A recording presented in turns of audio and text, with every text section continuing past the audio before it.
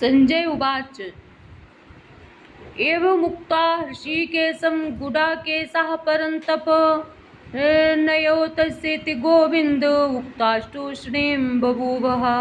संजय बोले, हे राजन, निद्रा को जीतने वाले अर्जुन अंतर्यामी श्री कृष्ण महाराज के प्रति इस प्रकार कहकर फिर श्री गोविंद भगवान से युद्ध नहीं करूँगा यह स्पष्ट कहकर चुप हो गए। तमुवाच ऋषिकेशः प्रहसन्निव भारत सेनयोर्भयोर्मध्ये विसीदन्तमिदं वचः।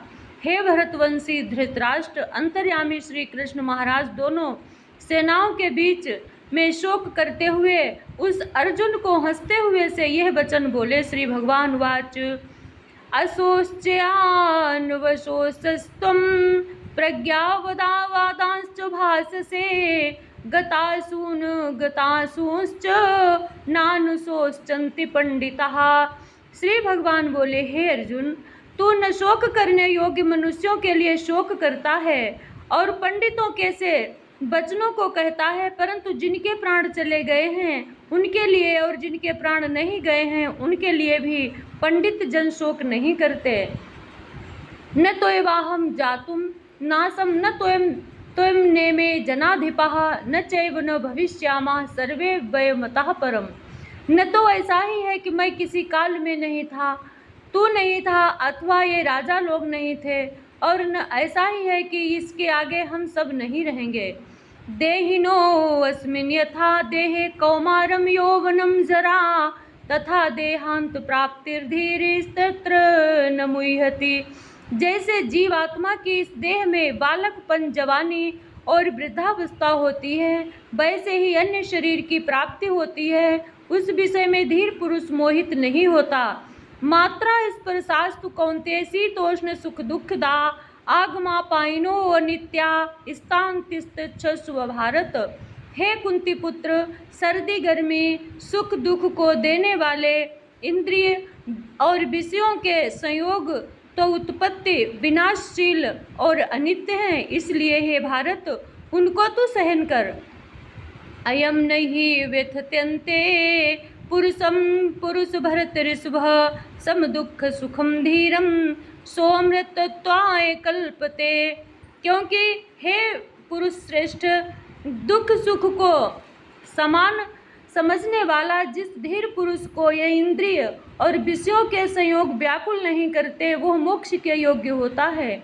नास तो विद्यते भावो ना भावो विद्यते सतः उभयोरपि दृष्टोऽन्त सत्तो नयो इस्त तत्वदर्शी भी। असत वस्तु की तो सत्ता नहीं है और सत्य का अभाव नहीं है, इस प्रकार इन दोनों का ही तत्वज्ञानी पुरुषों द्वारा देखा गया है।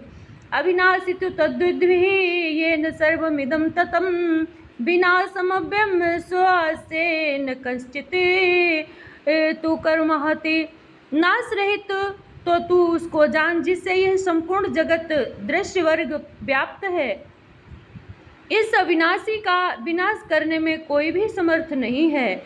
अंतवत् इमे देहा नित्य संयोक्तः शरीरिणः अनाशिनो अप्रमेयस्य तस्माद्युद्धस्व भारत। इस नाश रहित अप्रमेय नित्य स्वरूप जीवात्मा के ये सब शरीर नाशवान कहे गए हैं, इसलिए हे भरतवंशी अर्जुन, तू युद्ध कर। येनं वेत्ति हन्तारं यश्चैनं मन्यते हतम् उभौ तो न विजानीतो नायं हन्ति न हन्यते। जो इस आत्मा को मारने वाला समझता है तथा जो इसको मरा मानता है, वे दोनों ही नहीं जानते, क्योंकि यह आत्मा वास्तव में न तो किसी को मारता है और न किसी के द्वारा मारा जाता है। न जायते म्रियतं वा कश्चिदात् कदापि कदाचित् नायं भूत्वा भवितान् वा न भूयः अजो नित्यं शाश्वतोऽयं पुराणो न हन्यते हन्यमाने शरीरे। यह आत्मा किसी काल में भी न तो जन्मता है और न मरता ही है, तथा न यह उत्पन्न होकर फिर होने वाला ही है, क्योंकि यह अजन्मा नित्य सनातन और पुरातन है। शरीर के मारे जाने पर भी यह नहीं मारा जाता। वेदा विनाशिनं नित्यं यनजमव्ययं कथं स पुरुषः पार्थ कं घातयति हन्तिकम्। हे प्रथापुत्र अर्जुन, जो पुरुष इस आत्मा को नाश रहित नित्य जन्मा और अव्यय जानता है, वो पुरुष कैसे किसको मरवाता है और कैसे किसको मारता है।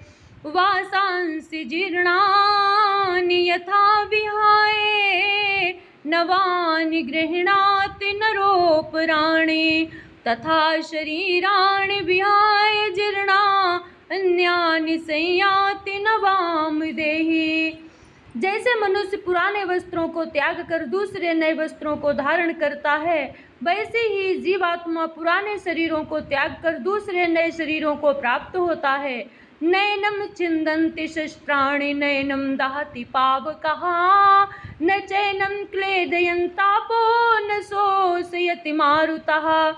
इस आत्मा को शस्त्र नहीं काट सकते, इसको आग नहीं जला सकती, इसको जल नहीं गला सकता, वायु नहीं सुखा सकता। अच्छेद्योऽयम् अदाह्योऽयम् अक्लेद्यो अशोष्येव च नित्यं सर्वगतः स्थाणुर्चलोऽयं सनातनः।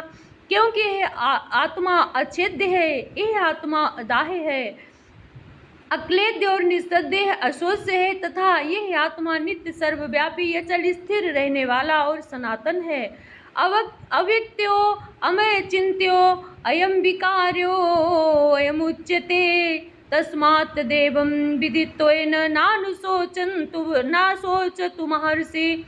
यह आत्मा अव्यक्त है, यह आत्मा अचिंत्य है और यह आत्मा विकार रहित कहा जाता है। इससे हे अर्जुन, इस आत्मा को उपयुक्त प्रकार से जानकर तू शोक करने के योग्य नहीं है, अर्थात तुझे शोक करना उचित नहीं है।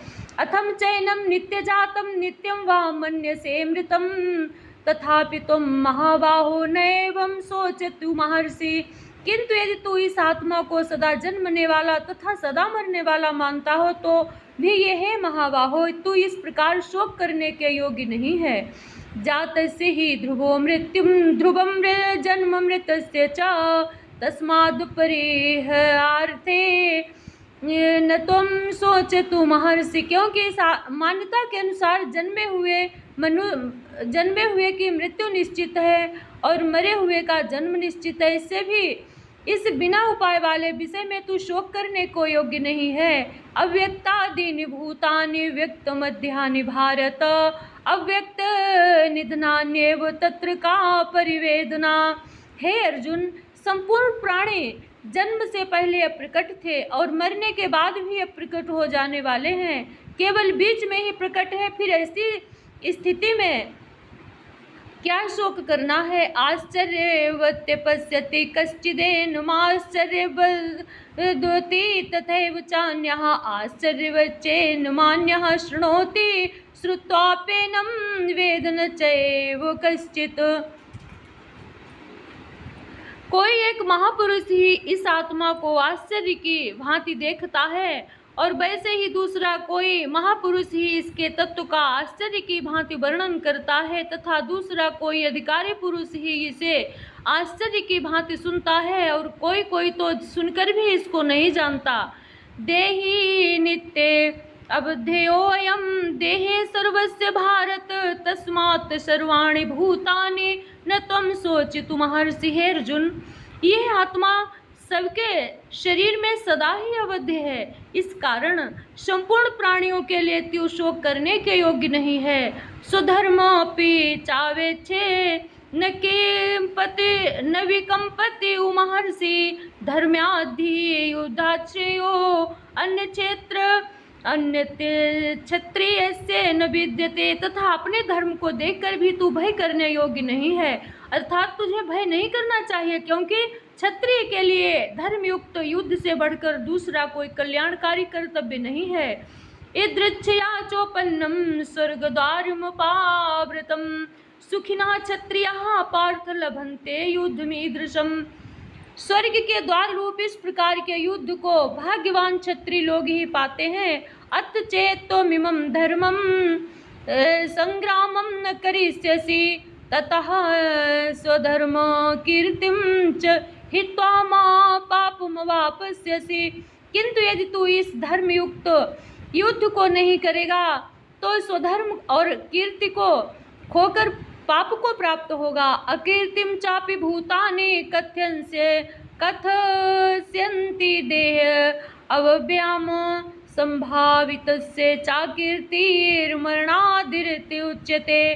तथा सब लोग तेरी बहुत काल तक रहने वाली अपकीर्ति का भी कथन करेंगे और माननीय पुरुष के लिए अपकीर्ति मरण से भी बढ़कर है। भयाद्रणादुपरतं मस्यन्ते त्वं महारथः येषां च त्वं बहुमतो भूत्वा यास्यसि लाघवम्। और जिनकी दृष्टि में तू पहले बहुत सम्मानित होकर अब लघुता को प्राप्त होगा, वे महारथी लोग तुझे भय के कारण युद्ध से हटा हुआ मानेंगे। अवाच्यवादांश्च बहून्य बदिष्यन्ति तवाहिताः निन्दन्तस्तो सामर्थ्यं ततो दुःखतरं नु किम्। तेरे बैरी लोग तेरे सामर्थ्य की निंदा करते हुए तुझे बहुत से न कहने योग्य वचन भी कहेंगे, उससे अधिक दुख और क्या होगा। हतो वा प्राप्यसे स्वर्गं जित्वा वा भोक्ष्यसे महीम् तस्मादुत्तिष्ठ कौन्तेय युद्धाय कृतनिश्चयः। या तो तू युद्ध में मारा जाकर स्वर्ग को प्राप्त होगा अथवा संग्राम में जीतकर पृथ्वी का राज्य भोगेगा। इस कारण हे अर्जुन, तू युद्ध के लिए निश्चय करके खड़ा हो जा। सुख दुखे समे कृत्वा लाभः लाभो जया जयो ततो युद्ध्वा युज्वस्व नैवं पापम वापस्यसे। जय पराजय, लाभ हानि और सुख दुख को समान समझकर उसके बाद युद्ध के लिए तैयार हो जा। इस प्रकार युद्ध करने से तू पाप को नहीं प्राप्त होगा। ऐसा ततो विहिता सांख्ये बुद्धिर्योगे त्वाम शृणु बुद्धया युक्तो या पार्थ कर्मबंधम प्रहास्यसि। हे पार्थ, यह बुद्धि तेरे लिए ज्ञान योग के विषय में कही गई है और अब तू इसको कर्म योग के विषय में सुन। जिस बुद्धि से युक्त हुआ तू कर्मों के बंधन को भली भांति त्याग देगा अर्थात सर्वथा नष्ट कर डालेगा। नेहाभिक्रमनाशोऽस्ति प्रत्यवायो न विद्यते स्वल्पमपश्यसि धर्मस्य त्रायते महतो भयात्। इस कर्मयोग में आरंभ का अर्थात बीज का नाश नहीं है और उल्टा फल रूप दोष भी नहीं है, बल्कि इस कर्मयोग रूप धर्म का थोड़ा सा भी साधन जन्म मृत्यु रूप महान भय से रक्षा कर लेता है। व्यवसायत्मिका बुद्धि रेके कुरुनंदन वह शाखा हन्यतांश्च बुद्धियो अव्यवसायिनाम। हे अर्जुन, इस कर्मयोग में निश्चयात्मिका बुद्धि एक ही होती है, किंतु अस्थिर विचार वाले विवेकहीन सकाम मनुष्यों की बुद्धियां निश्चय ही बहुत भेदों वाली और अनंत होती हैं। यामिमाम पुष्पितां वाचं प्रवदन्ति विपश्चितः वेदवादरतः पार्थ नानिदस्ति निवादिनः कामात्मानः स्वर्गपरा जन्म कर्म फलप्रदाम क्रिया विशेष बहुलाम भोगैश्वर्य गतिम प्रति भोगैश्वर्य प्रसक्तानां तया प्रहित चेतसाम व्यवसात्मिका बुद्धि समाधो न विधीयते। हे अर्जुन, जो भोगों में तन्मय हो रहे हैं, जो कर्मफल के प्रशंसक वेद वाक्यों में ही प्रीति रखते हैं, जिनकी बुद्धि में स्वर्ग ही परम प्राप्य वस्तु है और जो स्वर्ग से बढ़कर दूसरी कोई वस्तु ही नहीं है, ऐसा कहने वाले हैं, वे विवेकहीन इस प्रकार की जिस पुष्पित अर्थात दिखाओ शोभायुक्त वाणी को कहा करते हैं, जो कि जन्म रूप कर्म फल देने वाली एवं भोग तथा ऐश्वर्य की प्राप्ति के लिए नाना प्रकार की बहुत सी क्रियाओं का वर्णन करने वाली है। उस वाणी द्वारा जिनका चित्त हर लिया गया है, जो भोग और ऐश्वर्य में अत्यंत आसक्त हैं, उन पुरुषों की परमात्मा में निश्चयात्मिका बुद्धि नहीं होती। त्रैगुणे विषया वेदा निस्त्रैगुण्यो भवार्जुन निर्द्वंद्वो नित्य स्वस्थो नियोगर्क्षेम आत्मवान। हे अर्जुन, वेदोपर्युक्त प्रकार से तीनों गुणों के काम रूप कार्य रूप समस्त भोगों एवं उनके साधनों का प्रतिपादन करने वाले हैं, इसलिए तो उन भोगों एवं उनके साधनों में आसक्तिहीन हर्ष शोकादि द्वंद्वों से रहित नित्य वस्तु परमात्मा में स्थित योगक्षेम को न चाहने वाले और स्वाधीन अंतःकरण वाला हो। यावानर्थ उद्पाने सर्वतः संप्लुतोदिके तावान सर्वेषु वेदेषु ब्राह्मण से विजानतः। सब ओर से परिपूर्ण जलाशय के प्राप्त हो जाने पर छोटे जलाशय में मनुष्य का जितना प्रयोजन रहता है, ब्रह्म को तत्व से जानने वाले ब्राह्मण का समस्त वेदों में उतना ही प्रयोजन रह जाता है। कर्मण्या बाधिकारस्ते माँ फलेषु कदाचन माँ कर्म फल हेतुर्भूर्मा ते संगो सत्व कर्मणे। तेरा कर्म करने में ही अधिकार है, उसके फलों में कभी नहीं। इसलिए तू कर्मों के फल का हेतु मत हो तथा तेरी कर्म करने में भी आसक्ति न हो। योगस्थः कुरु कर्माणि संगम त्यक्त्वा धनंजय। सिद्धि असिद्धियों समो भूत्वा समत्वम योग उच्यते। हे धनंजय, तू आसक्ति को त्याग कर तथा सिद्धि और असिद्धि में समान बुद्धि वाला होकर योग में स्थित हुआ कर्तव्य कर्मों को कर। समत्व ही योग कहलाता है। दूरेण हेवरम कर्म बुद्धि योगा धनंजय बुद्धो शरण मनविच्छ कृपणः फल हेतवः। इस समत्व रूप बुद्धि योग से सकाम कर्म अत्यंत ही निम्न श्रेणी का है। इसलिए हे धनंजय, तू सम बुद्धि में ही रक्षा का उपाय ढूंढ अर्थात बुद्धि योग का ही आश्रय ग्रहण कर, क्योंकि फल के हेतु बनने वाले अत्यंत दीन हैं। बुद्धि युक्तो जहाती है उभे सुकृत दुष्कृते समाद्योगाय युज्वस् योगा कर्मसु कौशलम। सब बुद्धि युक्त पुरुष पुण्य और पाप दोनों को इसी लोक में त्याग देता है, अर्थात उनसे मुक्त हो जाता है। इससे तू समत्व रूप योग में लग जा। यह समत्व रूप योग ही कर्मों में कुशलता और अर्थात कर्म बंधन से छूटने का उपाय है। कर्मजम बुद्धि युक्ता ही फलम त्वक्ता मनीषिणः जन्म बंध विनुर्मुक्ता पदम गच्छन्ते नामयम्। क्योंकि समबुद्धि से युक्त ज्ञानी जन कर्मों से उत्पन्न होने वाले फल को त्याग कर जन्म रूप बंधन से मुक्त हो निर्विकार परम पद को प्राप्त हो जाते हैं। यदा ते मोह कलिलम बुद्धिर्व्यक्ति तरिष्यति तदा गतांसि निर्वेदम श्रोतव्यस्य श्रुतस्य च। जिस काल में तेरी बुद्धि मोह रूप दलदल को भली भांति पार कर जाएगी, उस समय तू सुने हुए और सुनने में आने वाले इस लोक और परलोक संबंधी सभी भोगों से वैराग्य को प्राप्त हो जाएगा। श्रुति बे प्रतिपन्ना ते यदा यथास्यसि निश्चला समाधा वचला बुद्धि स्तदा योगम वापस्यसि।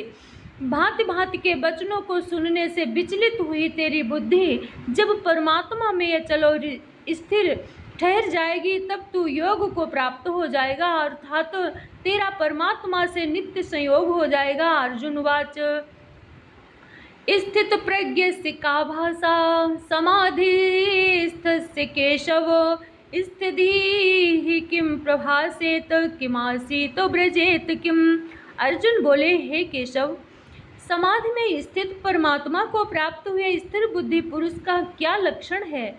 वो स्थिर बुद्धि पुरुष कैसे बोलता है, कैसे बैठता है और कैसे चलता है? श्री भगवान वाच प्रजहाति यदा कामान सर्वान पार्थ महो मनोगतान आत्मन्येवात्मना तुष्टा स्थित प्रज्ञस्तदोच्यते। श्री भगवान बोले, हे अर्जुन, जिस काल में यह पुरुष मन में स्थित संपूर्ण कामनाओं को भली भांति त्याग देता है और आत्मा से आत्मा में ही संतुष्ट रहता है, उस काल में वो स्थित प्रज्ञ कहा जाता है। दुखे स्वे निर्विग्र मनः सुखेषु विगति स्पृहा वीतराग भय क्रोधा स्थिर मुनिरुच्यते। दुखों की प्राप्ति होने पर जिसके मन में उद्वेग नहीं होता, सुखों की प्राप्ति में जो सर्वथा निष्प्रह है तथा जिसके राग भय और क्रोध नष्ट हो गए हैं, ऐसा मुनि स्थिर बुद्धि कहा जाता है। यह सर्वत्र निभिस्नेह हस्तत्व प्राप्य शुभाशुभम नाभिनंदन्ति न द्वेष्टि तस्य प्रज्ञा प्रतिष्ठिता, जो पुरुष सर्वत्र स्नेह रहित हुआ, उस शुभ या अशुभ वस्तु को प्राप्त होकर न प्रसन्न होता है और न द्वेष करता है, उसकी बुद्धि स्थिर है। यदा संघर्ते चायं कुर्मो अंगानेव सर्वशः इंद्रियाणीन्द्रियार्थे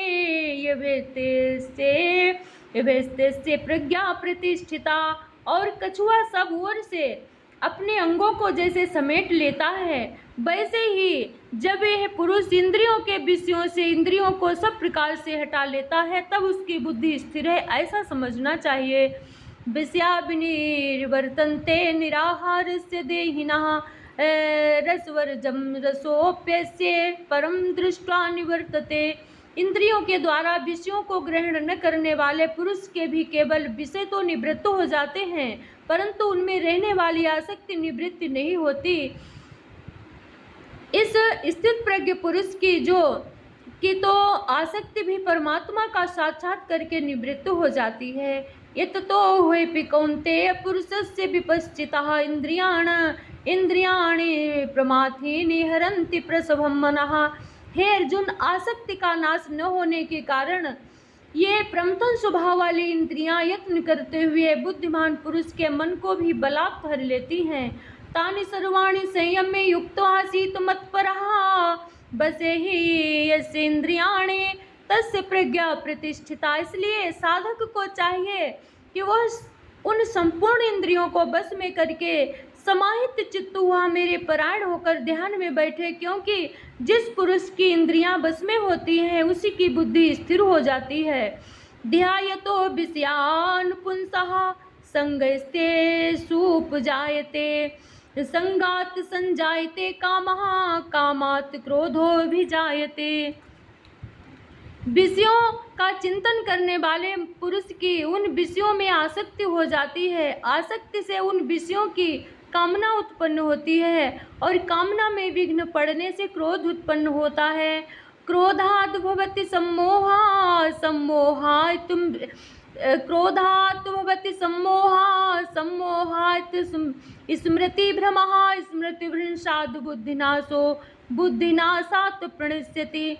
क्रोध से अत्यंत मूढ़ भाव उत्पन्न हो जाता है, मूढ़ भाव से स्मृति में भ्रम हो जाता है, इस स्मृति में भ्रम हो जाने से बुद्धि अर्थात ज्ञान शक्ति नाश हो जाता है, ज्ञान शक्ति का नाश हो जाता है और बुद्धि का नाश हो जाने से वो पुरुष अपनी स्थिति से गिर जाता है। राग द्वेष विनयुक्तेस्तु विषयाग्निन्द्रियश्चरन् आत्मवैश्यैर्विधे आत्मा प्रसादमधिगच्छति। परंतु अपने अधीन किए हुए अंतःकरण वाला साधक अपने बस में की हुई राग द्वेष से रहित इंद्रियों द्वारा विषयों में विचरण करता हुआ अंतःकरण की प्रसन्नता को प्राप्त होता है।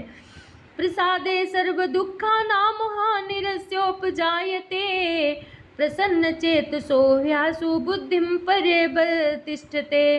अंतःकरण की प्रसन्नता होने पर इसके संपूर्ण दुखों का अभाव हो जाता है और उस प्रसन्न चित्त वाले कर्मयोगी की बुद्धि शीघ्र ही सब ओर से हटकर एक परमात्मा में ही भली भांति स्थिर हो जाती है। नास्ति बुद्धिर्युक्तस्य न चायुक्तस्य भावना न च भावावयतः शांतिरशान्तस्य कुतः सुखम।